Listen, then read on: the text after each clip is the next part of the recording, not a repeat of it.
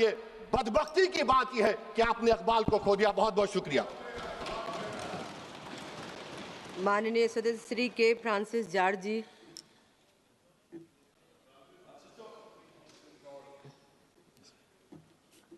Madam Chairperson, I rise today not to indulge in any blame game, but to raise questions that this Republic must not shy away from. Madam, the gruesome attack in Pahalgam on 22nd April 2025, which saw the targeted killing of 26 unarmed civilians, most of them pilgrims, is not merely a lapse, it is a loud alarm.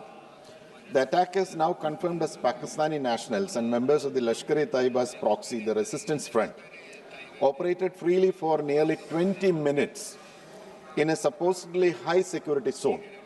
Despite having supposedly seamless 24/7 aerial surveillance grid, this infiltration went undetected. Madam, how, why, and who is accountable? While our armed forces responded with valor through Operation Sindoor and managed to neutralize key terror camps and destroy a Pakistani UAV hangar in Sukkur, we must ask ourselves, why were we reacting in the first place, and why did we not prevent? Madam, we have to think about our defense failures and strategic gaps. Madam, Pakistan today operates approximately 200 medium-altitude, long-endurance combat drones, many of them Chinese-made, Wingloom Wingloom 2 platforms, capable of delivering guided munitions over 4,000 square kilometers. In contrast, Madam, India's drone inventory comprises mostly unarmed Herons, imported, and we operate zero-armed UCAVs on the front line. Our AI budget per service is only 100 crore, roughly 12 million.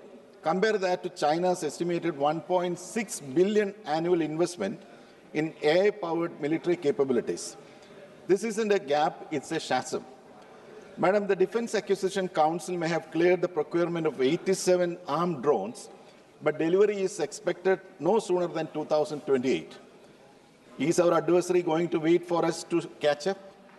Madam, India must quadruple its AI and drone investments immediately and establish a joint unmanned command by 2026.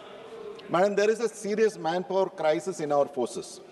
Our army has a staggering shortfall of 1 lakh personnel and a 16.7% officer vacancy. The Indian Air Force faces a deficit of nearly 600 pilots, compounded by decade-long delays in inducing basic trainers. These are not minor HR problems, Madam. These are capacity breakdowns. So I propose an incentivized retention schemes, AI specialization stipends, and an immediate overhaul of permanent commission structure. Intelligence and surveillance failure, Madam. We cannot blame every breach on rogue actors when foreign militants can camp in Baisaran meadows and kill civilians without interception. Satellite reconnaissance, drone, ISR, ground intelligence, none of it function cohesively. We need a Kashmir Threat Fusion Center, integrating NTRO, DIA, and RAW into a real-time AI-enabled threat response cell. Madam, strategic communication and transparency. Operation Sindoor did bring a certain amount of tactical success, but truth has a way of surfacing. While the official narrative denied aircraft losses, satellite imagery, international intelligence leaks, and even our own defense attachés' seminar notes revealed the truth. We lost 3 Rafales, 1 Sukhoi 30 MKI, and 1 MiG-29. All were shot down in our own territory. When government denials are contradicted by foreign media and allied nations, we do not appear strong. We appear dishonest. This erodes credibility and gives space to hostile disinformation, both abroad and within. So let us, I would propose that a defense transparency charter mandating truthful public briefings within 48 hours of battlefield developments. Now, Madam, the Foreign Minister was just a few hours back was speaking eloquently. What, Madam? Okay. Now, the diplomatic dimension reveals further cracks. Pakistan's appointment as Vice Chairman of the UN Security Council's Counter-Terrorism Committee, Pakistan's appointment as Chair of the Taliban Sanctions Committee, is an international embarrassment and a glaring indictment of our foreign policy. How can a state that sponsors terror be given such prominence on global platforms while India's voice is muted and doubted? It forces a hard question. Why are we failing to build coalitions and credibility? So there is a saying that, no, madam, every nation has an army. But in the case of Pakistan, the army has a state, army has that nation. And here is the most glaring failure, the so-called Trump mediation. This was a purely bilateral issue between India and Pakistan.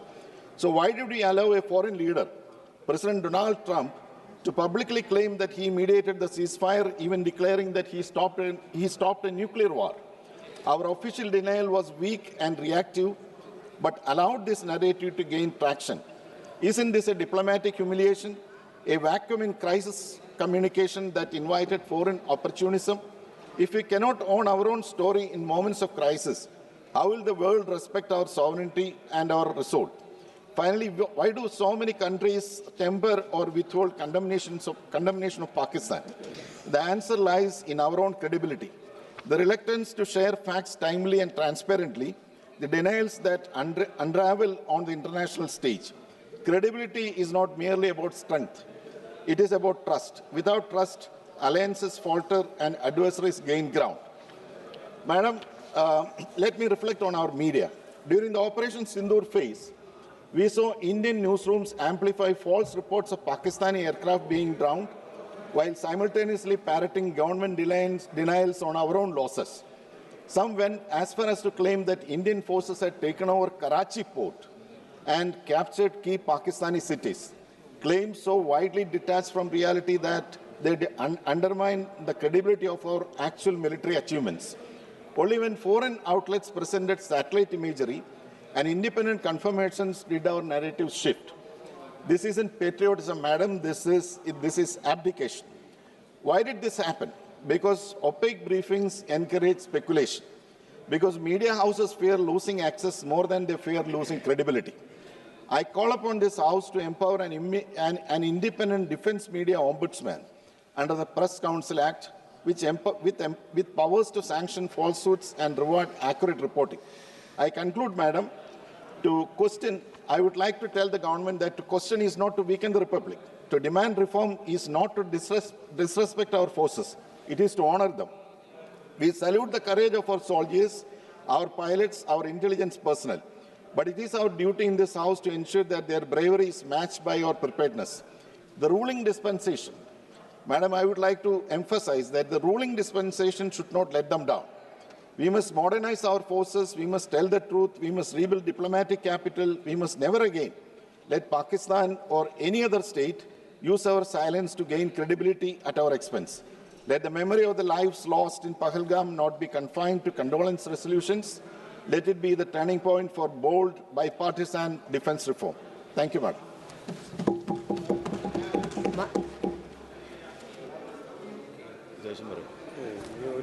And again, he has been given mic so much. Ma'am, through you, I would like to request the honourable member, whatever he has said, he may authenticate that data or the allegations he has made. Kindly authenticate that. Because before this, both the Defence Minister and the Honourable Foreign Affairs Minister, Minister of External Affairs, they have given the details regarding, yeah. So kindly authenticate whatever you said, because otherwise that should be taken off the record. माननीय सदस्य श्री चंद्रशेखर जी।